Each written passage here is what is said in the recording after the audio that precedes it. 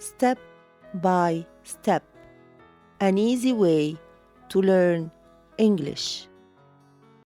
Read this text. Tomorrow will be Saturday.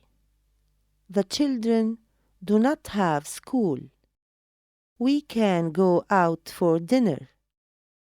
They like pizza, so they will eat pizza and French fries with a salad. As for me, I will take cheese bread and salad bar with a juice.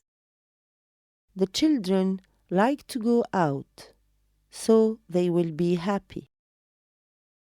On Sunday, they will study, and in the afternoon, we will go to some friends. We will be back early because they will have to take their bath and sleep early for school on the next day.